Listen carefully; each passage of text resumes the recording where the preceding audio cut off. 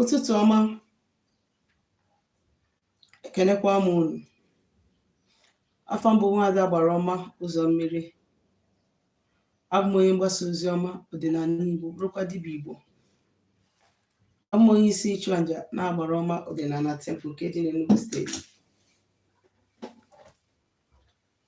Tata bụ ụbọchị Orie. Anyị ji ozi ọma si n'aka ndị Igbo na ndị Egede wee bịa, bụ ozi ndụ na ozi udo. Isiokwu anyị ji wee bịa bụ ihe anyị kwesịrị ịma banyere general cleansing. Ana m asịkwa ka tata dịrị anyị mma. Anyị na-asị ndụ mmiri ndụ azụ, mmiri atakwana m azụ anwụna.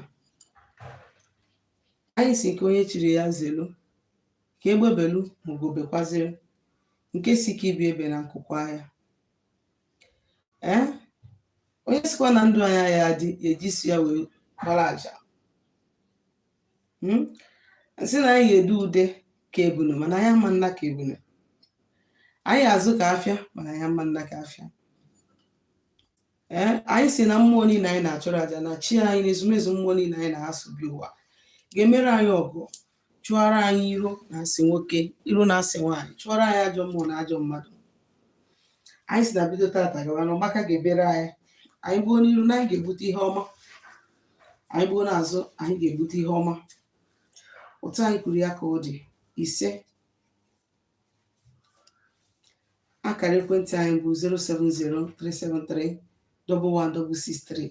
Ịgakwazi n'isiokwu nji maka ya wee bịa bụ general cleansing. General cleansing, the benefit of always carrying out a general cleansing as a spiritual person, as a traditional person. Ọ dị nnukwu mkpa na anyị ga na-eme gịnị? Anyị ga na-ajụchasị onwe anyị ụchụ. Ụchụ anyị na-ekwu okwu ebe a bụrụkwa na ụchụ na igburu mmadụ, nke anwa dị iche, nke anyị ga-eje kpụọ alụ. Ụchụ anyị na-ekwu okwu ya bụrụkwa na ụchụ na iji rapụ nwaanyị ibe gị gị na nwoke ehibe. Nchu nke ahụ dị iche. Ụchụ anyị na-ekwu okwu ya abụrụkwa na ụchụ na iji eje hie nwa gị ma nwa nwanne gị ma your blood relative, nke ahụ dị iche. Ụchụ anyị na-ekwu okwu ya abụrụkwa na ụchụ gị nwa bụ nwaanyị nọ na di ijegba n'ezi, nke ahụ dị iche. Ụchụ anyị na-ekwukwazi okwu ya bụrụkwa na ị na-esi nwaanyị afọ ime, nke ahụ dị iche, mana gị nwa bụ nwaanyị na-esipụ afọ ime, ụchụ nke anwa dị iche. Ụchụ anyị na-ekwu okwu ya bụ ụchụ mmadụ nwetara, just common one, the general one. Dịka a ga-asị gị now, like ndị na-ewe iwe ọkụ, ndị a nwere hot temper, ndị a na-ewe iwe ọkụ. O nwere one thing ndị na-ewe iwe ọkụ na amarọ. I was once there.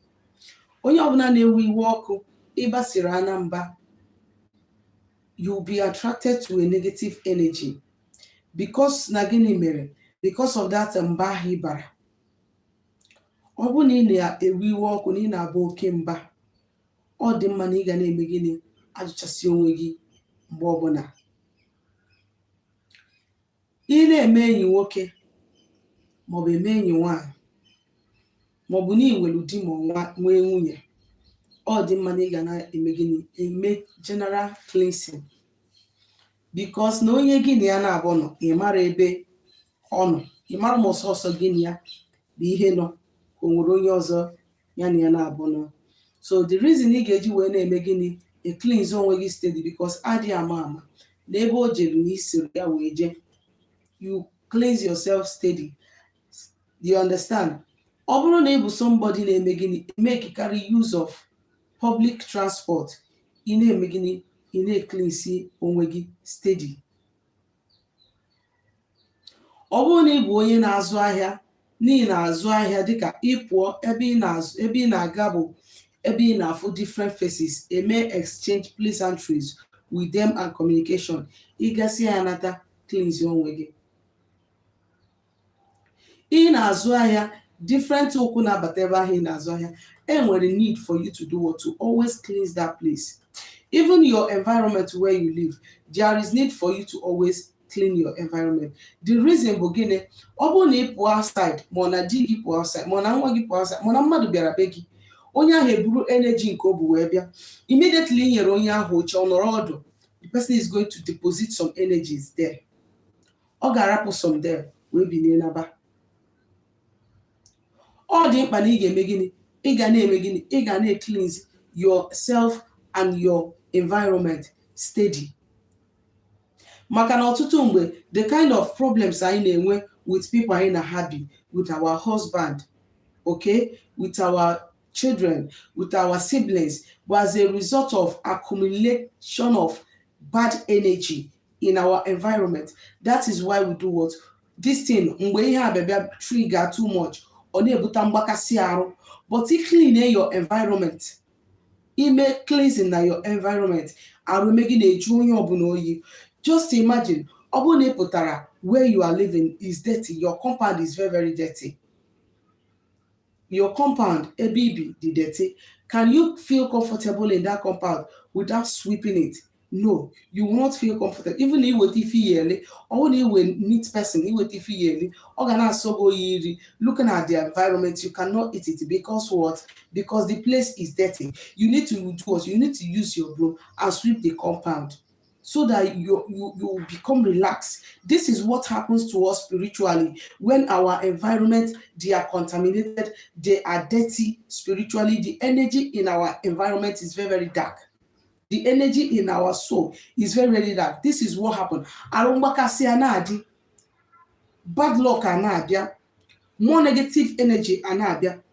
But if you cleanse, you're going to clean your environment steady, organic take out negative energy, and it will give chance for positive energy to come into your environment, into your home. Even when you are doing your business, and where a lot of people now but with different aura, with different energy. If you don't cleanse that place steady, there is tendency of doing a bad market. But not the kind of energy that people have come there to release. If you don't have a bad market in your business, so there is need for you to always do what? To cleanse where you stay. Carry out the general cleansing. Cleanse yourself, cleanse your environment, cleanse your business, your office, where you work, where you get your money from. Always cleanse it. The simple materials AGMM cleansing, and we search. And we can use search when me cleansing. And we can use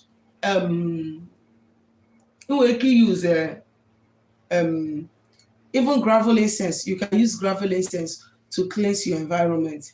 You understand? And we can use Koselewa incense to cleanse your environment. Okay, you can use Prekese Wonder. You can burn Prekese Wonder. You can use it to do what? Cleanse your environment. You can use Okinyi to cleanse your environment. Iweriki with Enchao, which is scent leaf, and lemongrass, and Ogirishi. Sun dry them, okay? Pack it, tie it very well. Burn it, use it to clean your environment, use it to clean your office, okay? Obu, use it to clean it so that those negative energy will leave. Those negative energy that is attracting bad things to you so that they can leave. Can you homa wike batarage? Ekenekwa mono. Afam Bunwada Baroma Uzommiri. Sitere Mozina Kra WhatsApp anyị na 070-373-11663. Ma ọ bụ na ị chọrọ ka agba alụ gafa ụlọ ọrụ gị ọrụ mmụọ. Ndewo.